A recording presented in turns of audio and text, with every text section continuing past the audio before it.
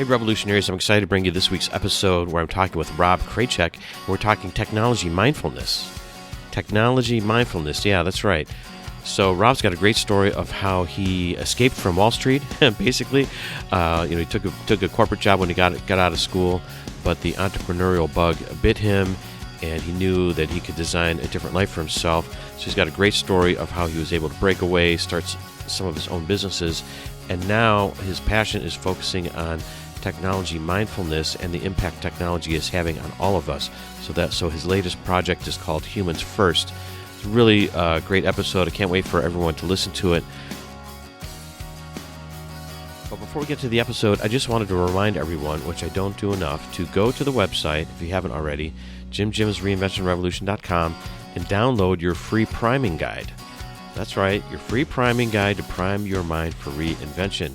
If you haven't downloaded it yet, please do. All you need to do is click on download here or whatever the call out is on the website for your free download. It's free. All you have to do is put in your email address and it'll be automatically emailed to you. And it's 7 simple steps to prime your mind for reinvention. So the time is now to go to the website and do that. Tell a friend about it. Tell them to go to the website and do that, okay? Time is now.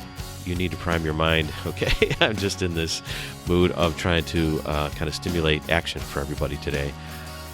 Also, speaking of actions, you can go to Apple Podcasts or any of your other ways that you listen to podcasts and give the podcast a review.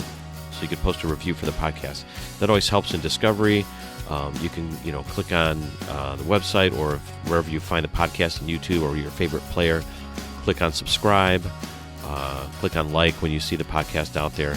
Again, these things have no impact to you financially. This is all free stuff, but it helps drive the algorithms and provide visibility for the podcast, which helps. And remember, when you look at this priming guide, after you sign up with your email on the website, you'll see some links in the priming guide. And if any of those links turn you on with the subjects I talk about in there, if you go to the resources page on the website and click through, that is a way to show your love for the podcast. That's right. I will get some kickback on the backside, so there's no upfront cost to you, or there's no increase in cost to you for any of the books that I recommend or the other items that are recommended in there. Those are affiliate links through Amazon or through other places. But it does help support the podcast. And really, I don't like the word support. I like the word love. So if you're really getting something out of the podcast and you're motivated and it excites you, return the favor and get that vibration out into the world. You know what I'm saying? Okay. All right. I know I don't focus on this type of stuff a lot, but I'm just feeling the need because I know when I get feedback from listeners out there how impactful it is for them. And so I want to be able to have other people have that same feeling because I know it's so beneficial. Okay, let's get to Rob's episode talking about technology mindfulness. And make sure you listen all the way to the end of the episode to find out how to get your free one-on-one half hour of consulting with Rob on technology mindfulness. It's free, so find out how. Welcome to Jim Jim's Reinvention Revolution podcast, the show that explores reinvention in the digital age as it relates to career, creativity, and technology. Stay tuned for interviews with professionals, entrepreneurs, and creatives that have reimagined success and are making a pivot. If you'd like to listen to the entire back catalog, visit JimJim'sReinventionRevolution.com for instant access. And now, here's your host, Jim Jim. Hey everybody, hey, this is Jim Jim. Welcome to episode 96 of Jim Jim's Reinvention Revolution podcast. I'm talking today with Rob Krecak, and we're talking technology mindfulness and humans first. So Rob, welcome to the Reinvention Revolution. Yeah, thanks so much for having me, Jim. Really appreciate the opportunity, and I'm grateful to chat with you today. Well, thanks for coming on because, when we connected, I was looking at what you're up to, and I was like, I think we need more of this in the world right now. A more focus maybe on humans first as technology is starting to come and eat the world, and eat all of us and chew us up and spit us out in the process. But let's start with humans first, or technology mindfulness, kind of this phrase that you've been digging into, it sounds like, the last few years. What does that mean to you, and what is that about? Yeah, absolutely. I'd like to talk about technology mindfulness because to me, that's really the core of what I've been researching, what I'm trying to help people with. And Gotcha. the way I define technology mindfulness is using technology in a way that serves you instead of you being enslaved to it. And this, I could tell a quick story about how I kind of, got to thinking about this topic, if that would help the listeners. Sure. Yeah, so I was at one of my cell phone repair stores one day, and this middle-aged woman came in with her son, and they both shuffled into the store, and the son was maybe 15 years old or so, and the woman was literally shoving her son up to the front counter to talk to me, and she said, "Hey, Tyler, you need to tell this man what you did to your phone. He had broken his cell phone, and he needed to get it fixed at my store." Right. And so I started talking to the kid, and I just felt terrible for him because he had really terrible posture. He had poor body language. He couldn't look me in the eye. He could barely stammer out a sentence. And I thought to myself, well, maybe he has a developmental learning or a learning disability or something. I'm not quite sure, but I did my best to help him. And then we kind of went on our way, and we fixed his phone and everything went fine. Well, I started paying attention, and this same scenario kept on happening over and over and over with these different kids that would come in that, should have been able to have a normal conversation, but couldn't. And then I had my aha moment. I thought to myself, well, maybe it's because these kids are heavy users of technology that's the reason why they can't have a real normal conversation with an adult. And so I started researching this topic about 4 years ago, and over 100 books later and 2,000 articles and studies later, I now feel like I have a decent understanding of how humanity interacts with technology and how it's impacting us both in good and bad ways. And another thing that I just want to clarify is that I'm certainly not anti-technology. I'm a nerd at heart. I love computers. I built my first computer in middle school, so I love technology. But what I say is I'm not anti-technology. I'm pro-humanity. I gotcha. Well, okay. So let me ask you a question about this, because I think teenagers at that age are just awkward normally. Yeah. They're probably not interested in talking to any adults. They're trying to pull themselves away even from their parents. Your parents can't even take you out and have like a dinner out, like at a restaurant would be like a disaster. Do you remember back, you're a little bit younger than me, but do you remember back when you were 14 or 15, were you more interactive with adults? Is it a symptom of this technology, or is it technology is maybe just amplifying the natural, flow of humanity when kids are growing up? Yeah, I really like your question, Jim. It's a really good one. And another quick story is when I was in high school, so around that age, I had extremely bad, very crippling acne. It was terrible. I didn't want to look people in the eye. I didn't have high self-esteem either. And so when I saw that kid, it actually reminded me of myself. And so I really could empathize with what he was going through. Obviously, mine, the reason for my low self-esteem was due to acne, not necessarily technology. But interestingly, as a byproduct of me having this low self-esteem, I actually got really into video games and became addicted to them. And this was in the mid 90s before most people even had a cell phone, right? So I've at different points in my life, I've also been addicted to Facebook and to my email. And so, I have seen the negative effects of technology in myself.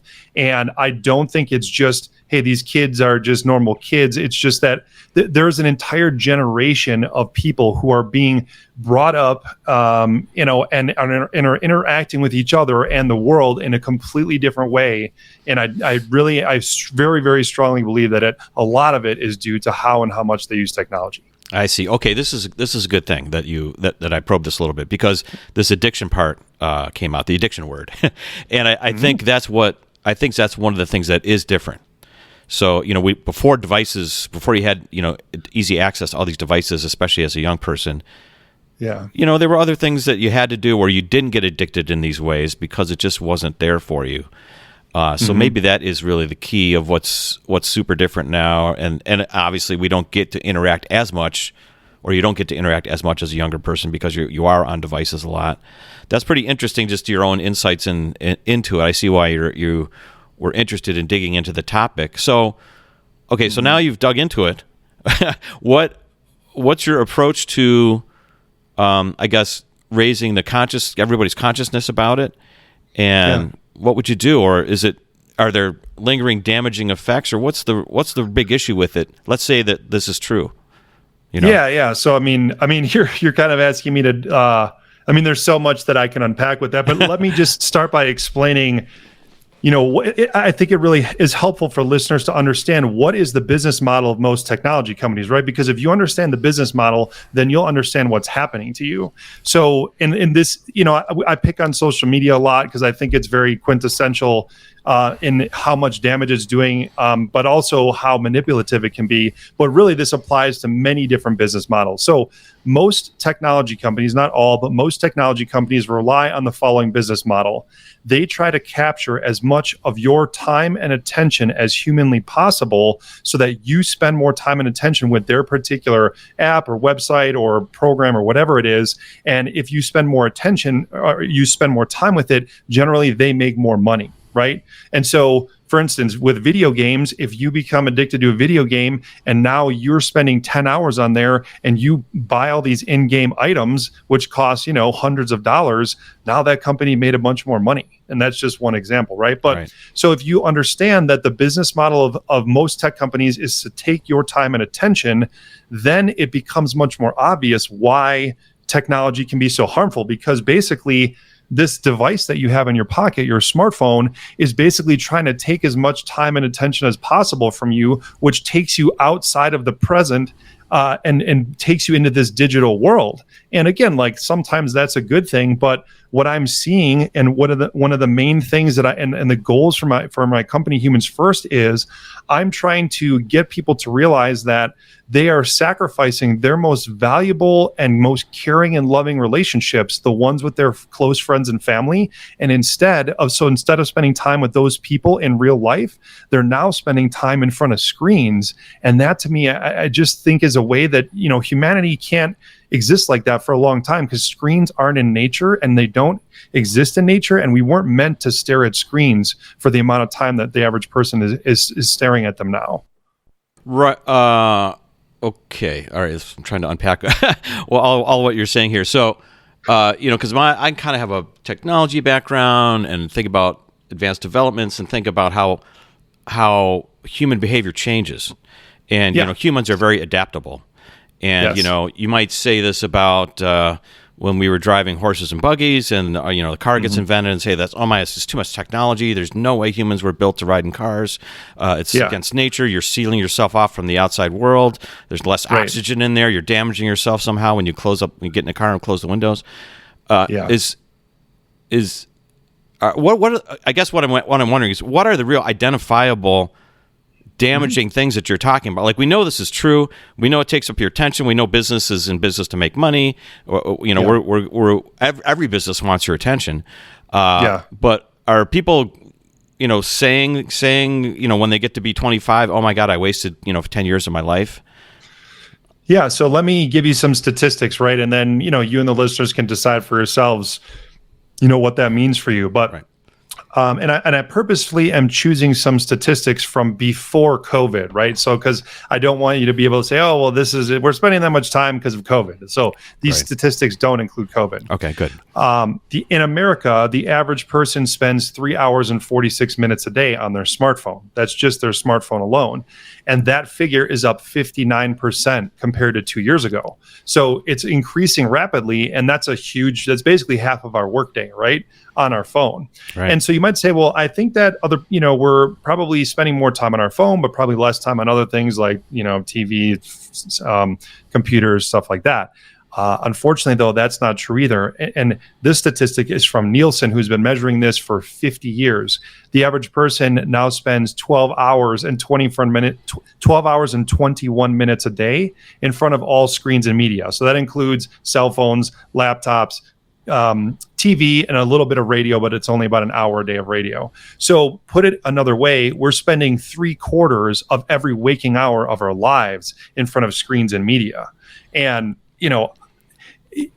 when I agree with your point that, for instance, when the TV came out, people say, oh my God, that's going to ruin society, or it's, we're going to all stay inside and watch TV all the time. The difference though and I think it's a very interesting comparison, but the reason I think it's completely different is, first of all, TV, if you think about it, is still a very social activity. Generally, when a family in the 1960s, when TVs first became popular, gathered around the television, it was a family affair. You would watch a TV show together.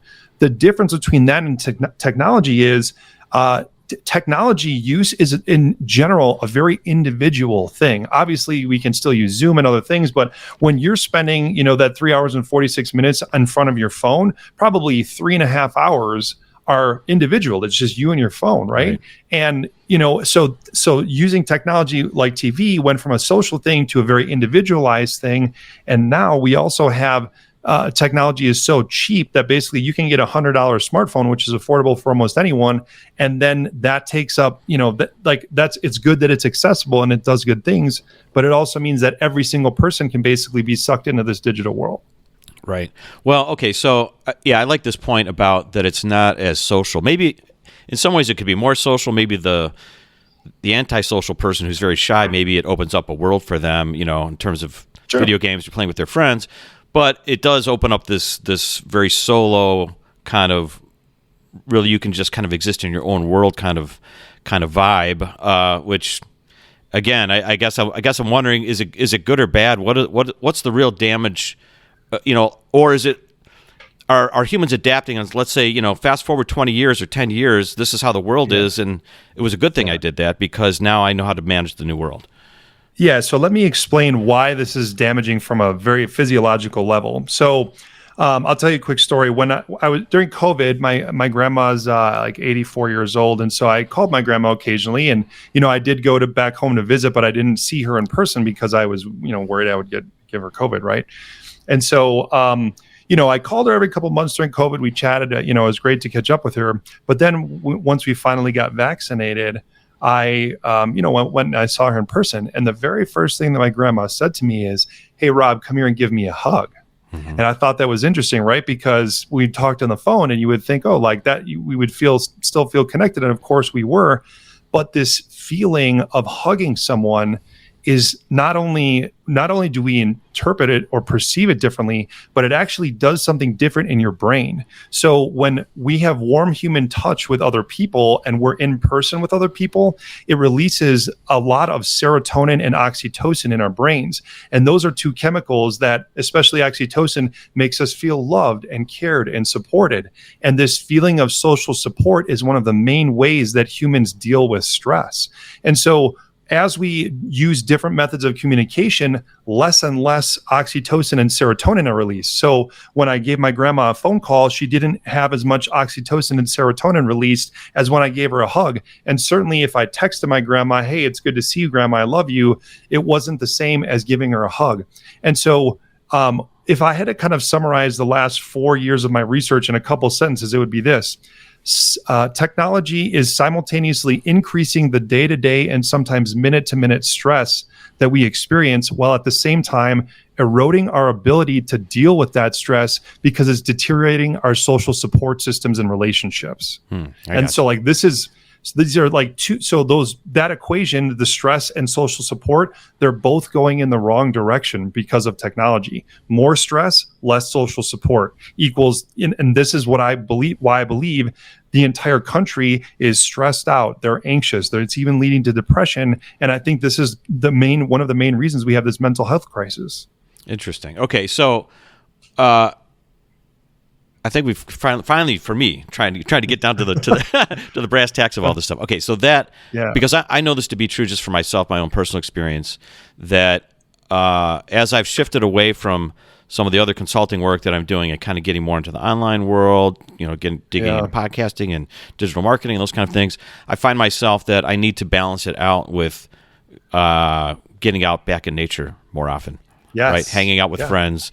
And certainly since the pandemic, that was kind of an isolating thing. Obviously, I kind of have to retraining myself to go back out in the world. It still feels like I'm not quite back to where I was in terms of being social and, sitting, like when I wake up and, when I come home, when I finish work for the day, I'm still sort of thinking like, well, I'll just watch a movie. I'm kind of in that mode still, instead of I'm going to call a buddy or hang out with the friends or go out to dinner with someone, which I know is better for me. It feels better for me in the end, And that's why the name of my company, Jim, is Humans First, because it's a reminder that, unfortunately, with the way that we're spending our time today, we are putting technology first in this world, but humans are meant to connect with the hearts and souls of other people. And we're not doing that anymore because we're spending 3/4 of our life with technology. And so my hope is that I can, show people just even a few ways, or even if you just spend a few less minutes with your smartphone and a few more minutes of quality time with your spouse, that to me is a positive impact for your life and a win for me personally. I gotcha. Okay, so now we've laid out the problem. So tell me about, what do we do about it? I mean, what are you going to do? Yeah. I mean, is there anything you can do to fight against it, or it was just like, you know what, technology's eating the world, just get over it? Well, of course, there's lots of things we can do. I mean, I'm very optimistic that with just a little bit of awareness and education and some behavior changes, that people can make some really small, simple changes that absolutely can completely change your life. As a quick example, one of my clients, she's a very busy politician in Colorado. She's running for governor. And so she's, if you can imagine what it's like, she's on the campaign trail, right? She's literally going from meeting to meeting, doing all these things, super busy person, right? Mm-hmm. I totally, respect what she's trying to accomplish. And she came to me and she's like, I'm just feeling super burned out. I don't know what to do. And so I, gave her this intake survey that I give to all my clients. And then I met with her for 2 hours. Now, she was very open-minded. Not all of my clients are as open-minded as her, but she was incredibly open-minded. She took every suggestion that I had, which, and there's, like probably a dozen or more, so I wouldn't go over all of them individually. But basically, we tried to get her to reduce her email use, reduce her texting use, try to channel all her communication to her email and work more on her computer and less on her phone, right? And so, after she met with me for just 2 hours and implemented all these changes, I met with her a couple weeks later to check in and see how things were going. And I almost didn't believe that she got a result like this. She ended up saving 40 plus hours of screen time per week on her cell phone. 40 hours a week. So with 2 hours of her time and some suggestions, I was able to save her an entire works week worth of time per week. Interesting. So can you give us maybe the top 3 things or top sort of low piece of low hanging fruit that are out there if people wanted to kind of test this out for themselves? Yeah, totally. Lowering their screen time. Of course. And it's not, and I just want to be clear, it's not always about lowering screen time, right? Because maybe you have low screen time, but you still feel stressed and anxious. And so clearly for you, it's not the amount of screen time, it's how you're using technology that could be affecting you. So I just want to be clear, for a lot of people, I do think a reduction in screen time is appropriate, but that's not always the case. But a couple different things that I would, share with people just in general. So one thing that I don't think anyone thinks about this, but it is affecting literally every single person because we all have cell phones, basically. Every time that you do something on your cell phone, you could be doing it in half the amount of time on your computer. And here's what I mean. So for instance, let's say you have the mail app on your phone and you have screen time, and it shows you how many hours you spend doing things in your phone every week and how much time you spend in each app. If you spent 4 hours in your mail app on your phone, you could basically spend only 2 hours on your desktop and accomplish the same amount of work. The reason is because when we use a phone, first of all, typing with our fingers is generally much slower than typing on a keyboard, not surprisingly. But the other thing is, having a way smaller screen and not being able to multitask or not being able to see a lot at once makes all the navigation and basically doing anything really productive very slow and not efficient. And so what people have to realize is when you're using your phone for something, I'm not saying don't use it. I get why you're doing it. But what you have to realize is you are trading convenience for productivity. And for the average person, I just question how valuable that convenience is, because if you're doing all your work from your phone in an entire week in 40 hours, would you rather just be working half the amount of time and do it all from your computer? I definitely would. And so I try to do everything humanly possible on my computer that I can instead of my phone, just because I'm way more productive and I have a 34-inch screen instead of a 6-inch screen. And just that one simple thing, realizing that you're basically taking twice as long when you do something on a phone, that one thing in and of itself could save people 5-10 hours a week, depending on how much you use your phone. Right. I see what you're saying. Yeah, that is true. I mean, you do get the convenience of having your mobile device, so it's like, hey, I'm out to lunch, I can answer an email or two. Right. But if you're trying to do anything that's higher level, it's going to be trickier and probably taking longer on your phone. another thing that I can talk about a little bit is email, right? Because I know that every single person uses email. It's basically like the bane of our existence, right? I mean, no one wakes up and says, hey, I want to check my email and have more email. Like no one really says that, Right. but it's kind of a necessity, right? It's like we need it for business. But here's something that, I'm trying to get people to understand. So we'll talk about the psychology of checking your email and why it's stressful, and maybe this will resonate with people. Okay. So let's pretend it's Monday morning, you wake up, it's 9 a.m., and you look at your inbox and you have like 300 unread emails, right? Or some crazy amount. I'm sure that this happens to a lot of people, probably even every day, not just Mondays. So you look at your inbox, you have these 300 emails, and this is what happens psychologically, even though you probably don't even realize it's happening. You look at all this list and you say, you think to yourself, oh my gosh, there's so many emails.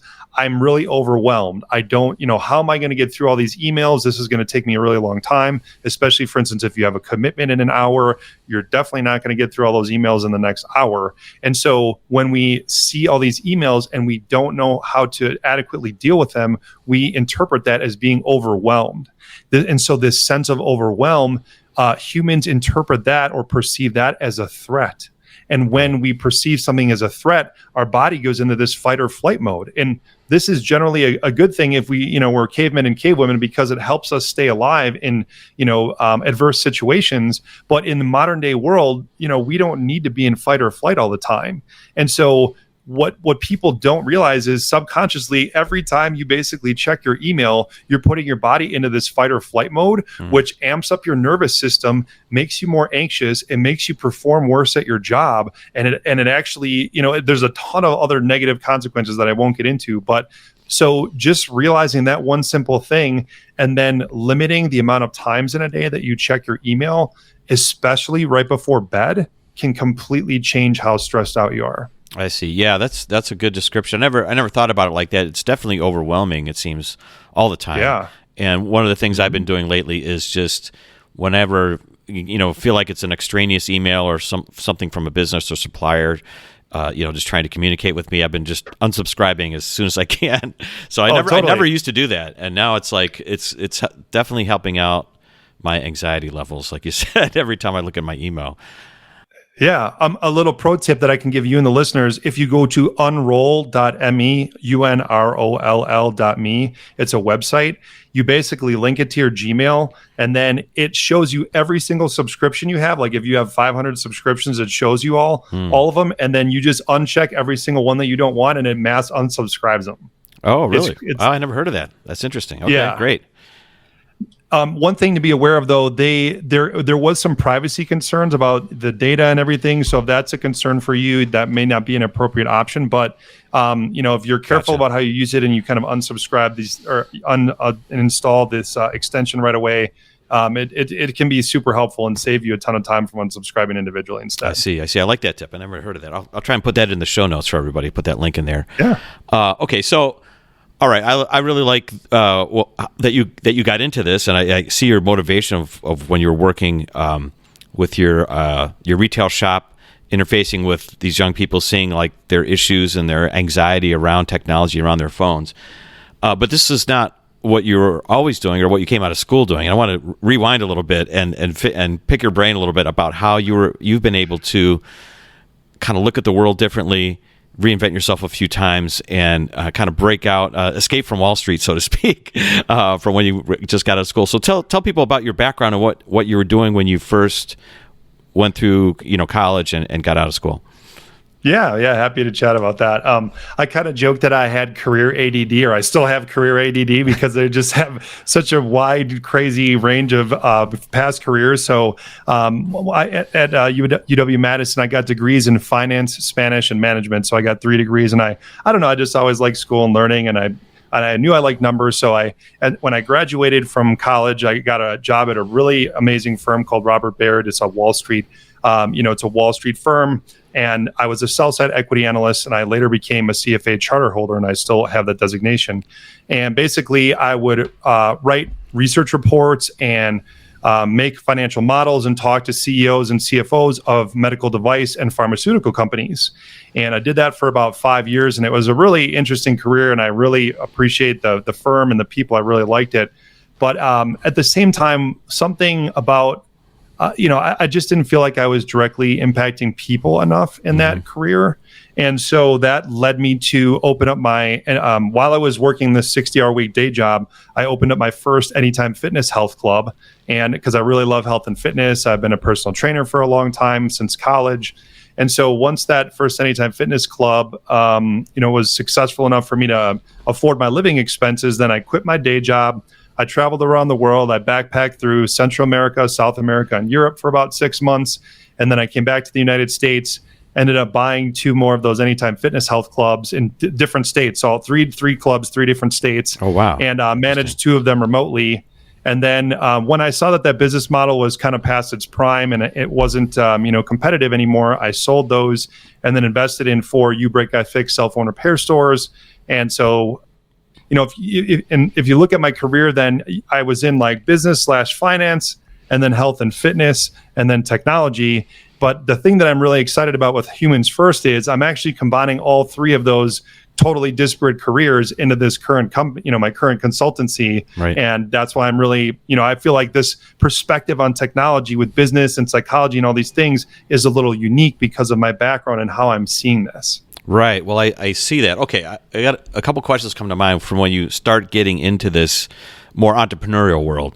First of all, were you, what's your family background? Were they entrepreneurs or business people, or is this kind of new for you? Like, how did you think about, you have a major job that takes a ton of your time and you're probably stressed out. Like, how did you get this thing started on the side as a side hustle, buying a business, and who's managing for you? Yeah. So my parents, I'm super and did your parents think you were like insane? What is he doing? What's our son doing? No, my parents are super, super supportive, and I really couldn't have done it without them.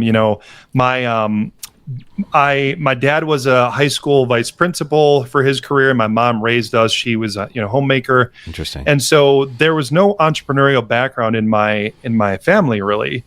And I guess the thing that led me to want to be an entrepreneur was that I was in this corporate environment, and I just kind of always thought to myself, like, this is bullshit. Like, I don't want to be doing this stuff. I just felt like I could use my talents to do something better for the world. Not that I didn't think that we were doing good things at the firm, but I guess I just didn't like the constraints of the corporate life.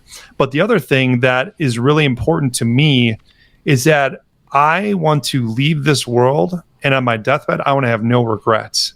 And I didn't want to wonder to myself, well, what if I would have opened up that Anytime Fitness, or what if I would have, went into business for myself? And so, it was a huge leap of faith. For me to open my first business, I saved $100,000 of my own money. And this was like in my early to mid 20s, right? Like, I saved this money. I moved into a room. I was renting a room from my buddy for $300 a month in his house so I could save money. And then I maxed out 2 credit cards at about $40,000, a line of credit at a bank for $30,000, wow, another line of credit at a different bank for $25,000. And at that point, like, I had to make it work. And I'm obviously it did end up working, but it was scary for a period of time. But no risk, no reward, right? Right. Wow. Okay, that's intense. That's intense. Well, I guess it's something you can do when you're 25 as well, though. Right. It's a little easier. That was the thing. Is I thought to myself, like, when I committed the $100,000 to the business, I basically mentally said to myself, I don't care. I would of course be sad, but like, I don't care if I never see this money again. Right. I've kind of mentally committed to not ever having it, and I'm okay with that, because I know that there's a lot of potential if I do this. Right.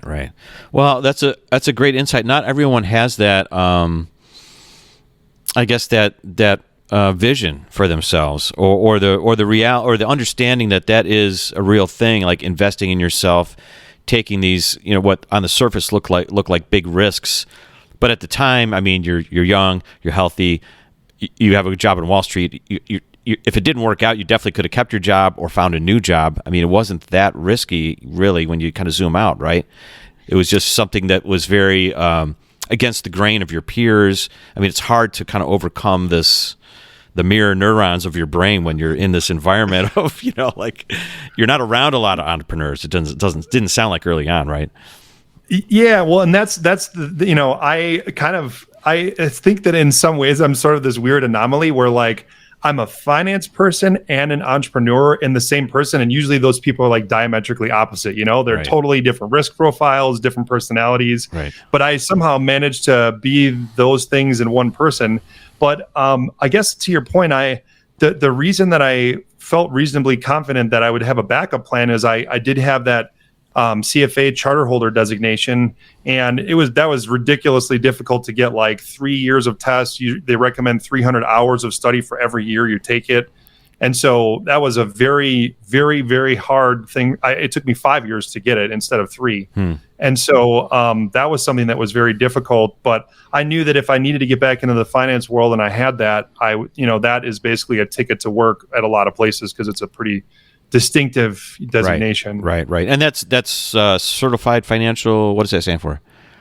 Chartered financial analyst, Okay. CFA charter holder. Okay. So you have to take all these different tests and certifications, et cetera, right? Yeah, think about it. It's like an MBA, but specifically for financial analysis. But there's only in the world, there's only 170,000 people that have it. It's very, very specialized. I see. Interesting. Okay, cool. All right. So you go that way. Obviously, it starts to work out for you. You get these. Now you sell the Anytime Fitnesses. You get the UBREAKIFIX franchises. Is that something you're still holding on to now, or have you totally pivoted to technology mindfulness and humans first?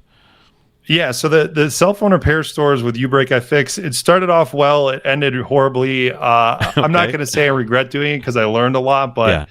We'll just say I think that market dynamics did not go favorably, and then the franchisor who owned the franchise itself, the parent company, I do not think they has responded appropriately, and I think that put franchisees in a really bad spot. And so I did sell those 18 months ago and to be honest, it wasn't a super great financial outcome for me, but I'm just so grateful that I got out of it during the middle of COVID.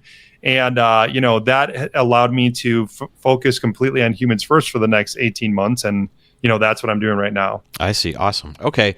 Well, that's cool that, you got out of it and, I'm sure you learned a ton. I'm sure it was still worth, diving into it. So now with humans first, what's your vision going forward with this? So now you're consulting. It sounds like, you have clients.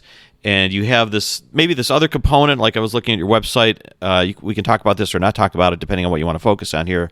But it looked like you have this 4-day work week and trying to kind of manage people's time better for corporations. Is that what you're doing? But tell me kind of what's next or what your larger vision is for humans first. If you have one. I mean, I know you're still just digging into it, Oh, totally. Yeah, no, the vision is very clear. And, when I knew I was selling UBREAKIFIX, I like a lot of personal development. I love reading books. And so I read a bunch of books about, like one was called Designing Your Life. Another one was called 80,000 Hours. And these books kind of helped me think a little bit more clearly about how I could impact humanity and what would be the method to do that.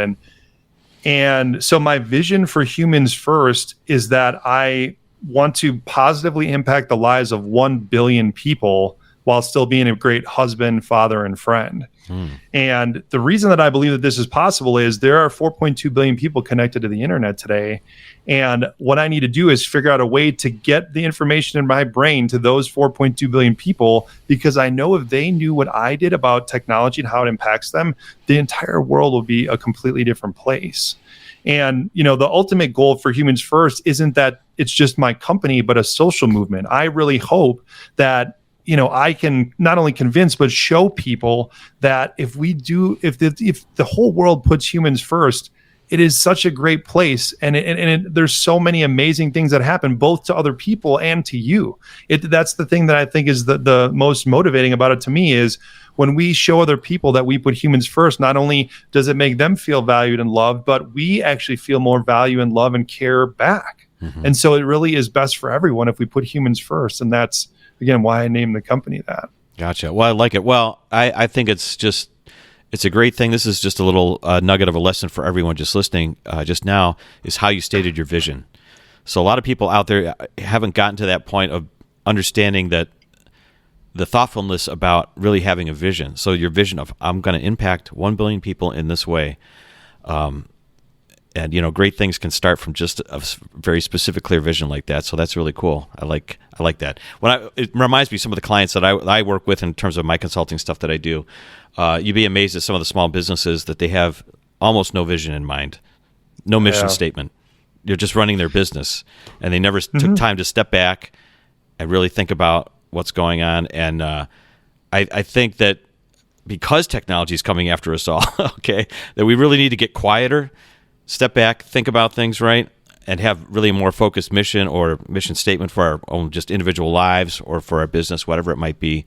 And because it's impacting our lifestyle so much, that's why I feel it. That's why I do the Reinvention Revolution, where there's so many things that are changing simultaneously. It's hard for us to get our hands around it, like with, finance with crypto, or oil and gas going to EVs, or social media now, the internet at scale. Like, all these things are really kind of shifting under our feet, and it presents some challenges, but I think it presents a lot of opportunities, especially to live a different lifestyle. And that's what's cool about it all, right? Because there's so much value that you can create. It's like, hey, kind of like your job, hey, I worked in this industry for 5 years or 8 years. I did something different, and now I can really do something on my own as an individual because the internet's here, and I can reach out and connect with a lot of people.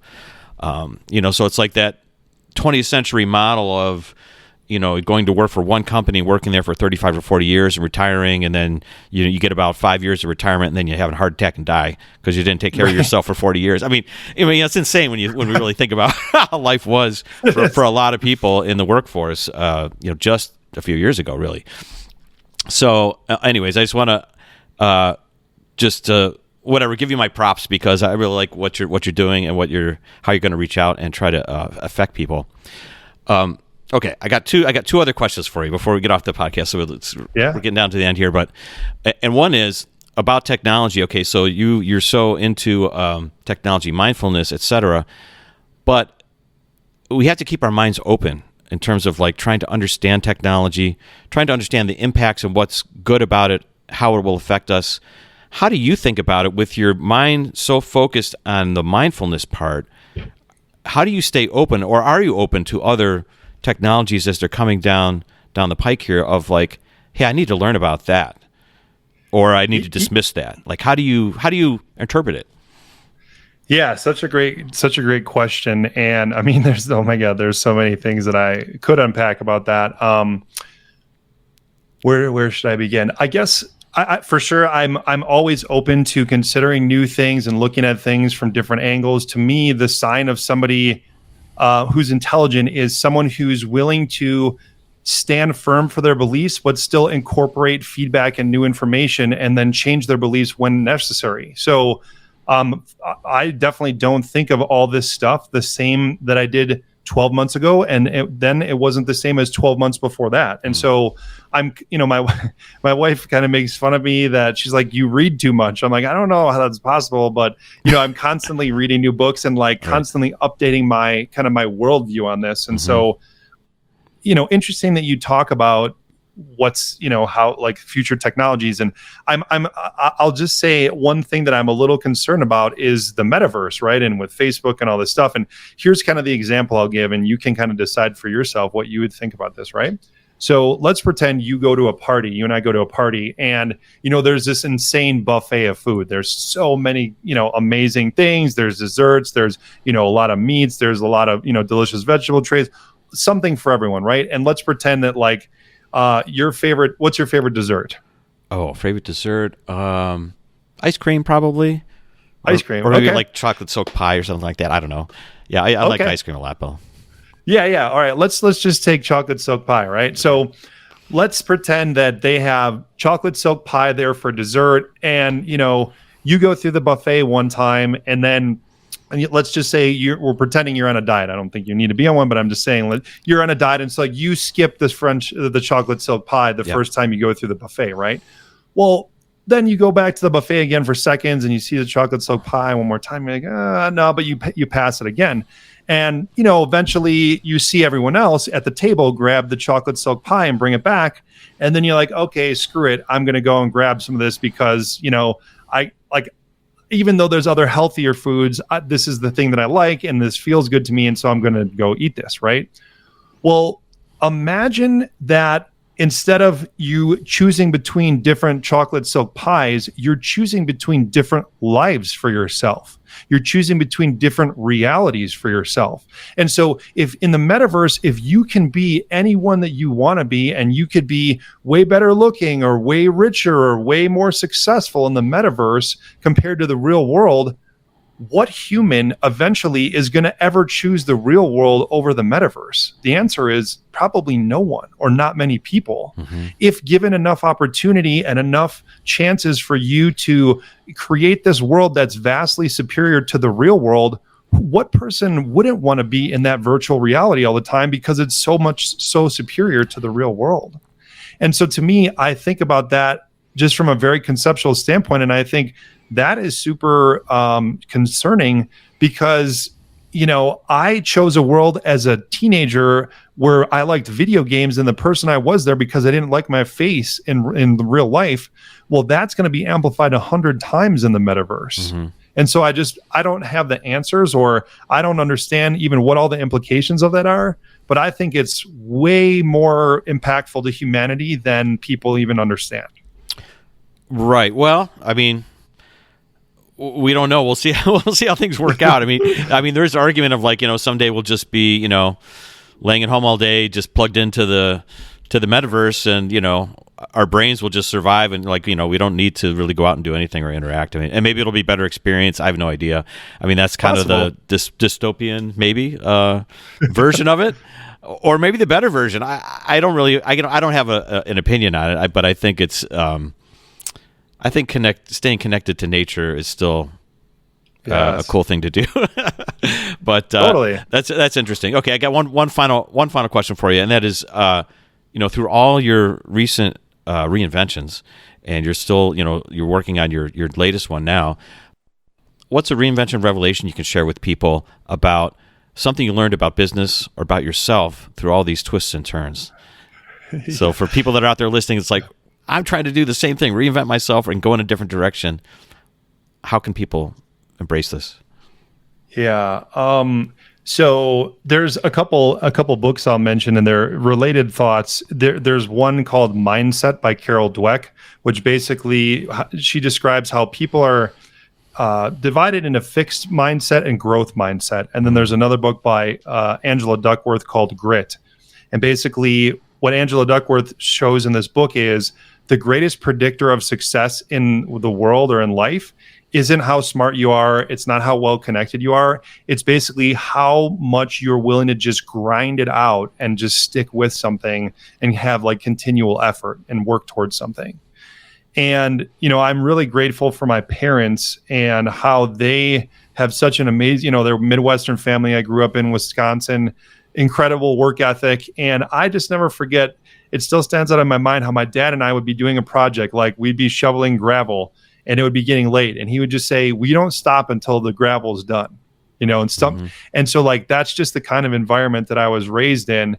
And, and I could go into the psychology of this, but what I see happening with a lot of people today, especially the youth, is that their resilience or their ability to grind it out and just do hard shit isn't what it used to be. And I think, and I really, the one message that I guess I would wish I could pass on to everybody is, if you really want something, you have to grind it out a lot of the time, because if it was easy, everyone would do it, and everyone would be a millionaire, and everyone would have 1 million followers on Instagram, and, everyone would be rich. But it doesn't work like that. And, one thing that people don't see is the stuff that you do in private. Like when I bought my second gym, I drove 700 miles in my car with my clothing in a suitcase and an air mattress. And I slept under the desk for the first 5 days. And I didn't know a single human being in that city. Right. And that's what it took for me to make that gym successful. But then no one sees that. They just see the number of members that I have or whatever. And, I just wish that people would see more of the difficult stuff to know what it really takes to get through some of that stuff. And so I really hope that if you're listening to this and there's something that you really want, throw yourself at it and don't stop. I really hope that, you continue to see that you can make a difference if you really stick with it. Right. Yeah, that really rings true with me. And all the things I've done, I feel like that's my superpower at sometimes. Nice. Not that I'm super brilliant or whatever, but it's just like I need to work harder. When I get frustrated and I feel like I'm losing and I'm not getting where I want to be, I need to work harder. That's what I keep telling myself. And I think that's kind of my little superpower of just like, if I want to make something happen, no one's going to give it to you. No one's going to open the doors. They have to see you taking action. When they see you taking real action and developing yourself, then all of a sudden, sort of luck starts to arrive in a way, or the next step starts to show up or whatever, when you start going down the path. So yeah, that's great advice. Just love listening to it. It's awesome. So Rob, it's been great having you on the podcast. If people are interested in learning more about what you're up to with Humans First, learning more about technology mindfulness, how would they get in touch with you? What would you suggest for them? Yeah, absolutely. I'd love to chat with people about their technology mindfulness. And one thing I'd like to do for your listeners, Jim, is to offer a free 30-minute consultation with them, a call with me to just chat about your technology mindfulness. The way that you can redeem that is just to go to my website. It's humansfirst.us. And then in the middle of the page, there's a button that says get in touch. If you just click that and then fill out the form, and then in the subject line, just mention this podcast, Jim's Reinvention Revolution. And we can chat about your technology mindfulness and how I could help you, get some time back, be less stressed, have less anxiety, and live a better life. Awesome. I love it. All right. So make sure you reach out to Rob, humansfirst.us. I'll have that link in the show notes, and sign up. Why not? Right? It's not going to hurt you. It's another way of connecting. So Rob, thanks again. I really appreciate you taking the time to be on. Yeah, thank you so much, Jim. Really grateful. Thank you for listening to Jim's Reinvention Revolution podcast. If you want to hear more, join our mailing list at JimJim'sReinventionRevolution.com. See you next time. And remember, the revolution has just begun. So dig in, embrace the process of reinvention, and start realizing the success you've always dreamed of. Hey, revolutionaries, if you enjoyed today's episode and today's guest, let them know by commenting on their Facebook page, finding their Twitter handle or Instagram feed, and letting them know you heard them on Jim's Reinvention Revolution podcast, and tell them what you got out of the episode, what you really liked, or how they inspired you. I know they would get a kick out of it and will help others find the same value that you found.